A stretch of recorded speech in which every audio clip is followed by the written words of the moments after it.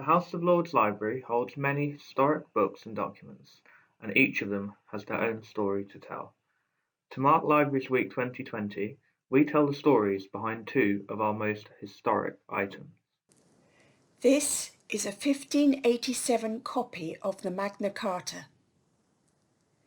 It's intended as a student's primer, hence the small size, meaning it can be easily carried about, and the blank pages interleaved with the printed text, allowing for students to make their own notes.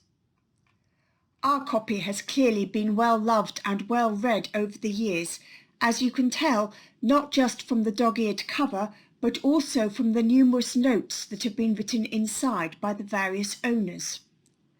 Some of them obviously valued it enough to write their names inside, which is how we know that this book has been in the possession of at least 2 MPs, 1 peer and 1 judge, among others.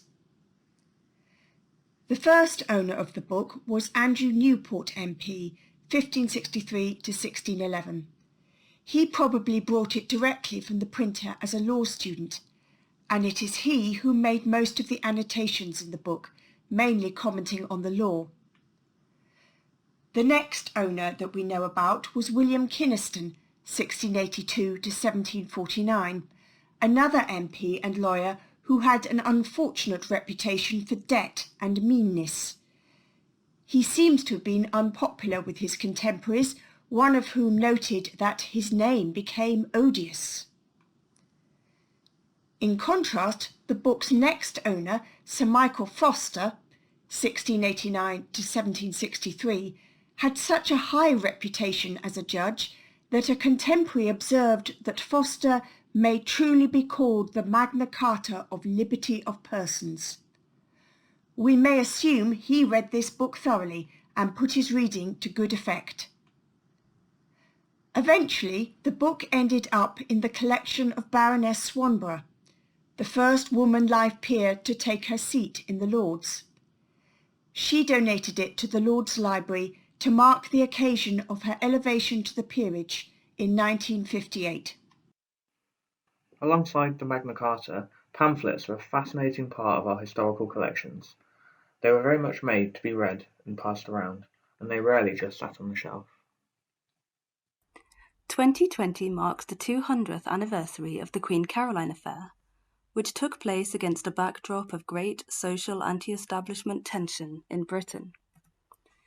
Before acceding the throne in 1820, the unpopular George IV attempted for the final time to divorce his estranged wife Caroline of Brunswick after years of royal domestic strife. The library has several satirical pieces as part of its special collections, and the images featured here are from a pamphlet known as the Queen's Matrimonial Ladder, published by William Hone in 1820 with illustrations by George Cruikshank. The piece caricatures the monarchy and tells the story of the king's marriage and his attempt to divorce the Queen.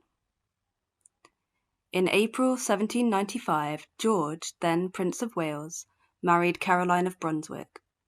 George was under pressure from Parliament and the current king, George III, who had threatened to cut him off financially if a suitable bride was not found.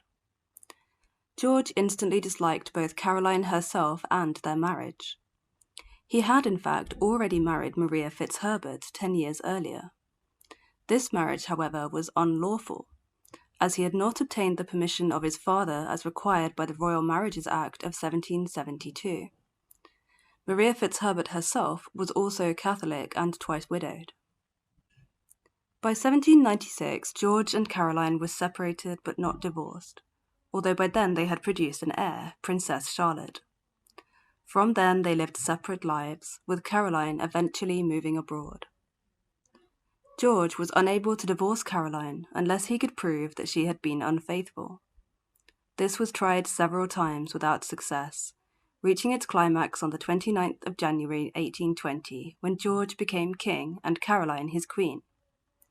By then their daughter, Princess Charlotte, had died giving birth, severing anything that they had in common. In June 1820, Caroline returned to England, and George tried to finally prove her infidelity via legislation through the House of Lords. When the bill, entitled A bill of pains and penalties for an act to deprive Caroline of the rights and title of Queen Consort and to dissolve her marriage to George had its first reading in the House of Lords. All peers were required to attend the proceedings, and additional galleries were built in the chamber to accommodate them all. The bill passed both its second and third readings in the Lords, but was abandoned by the government as they feared it would not get through the Commons. As a result, literature such as Hone's pamphlet, mocking the monarchy while being broadly sympathetic to Caroline, prevailed at the time. Caroline's victory, however, was short-lived. She was refused entry to her husband George's coronation in Westminster Abbey on the 19th of July, 1821, fell ill shortly afterwards, and died less than 3 weeks after the coronation.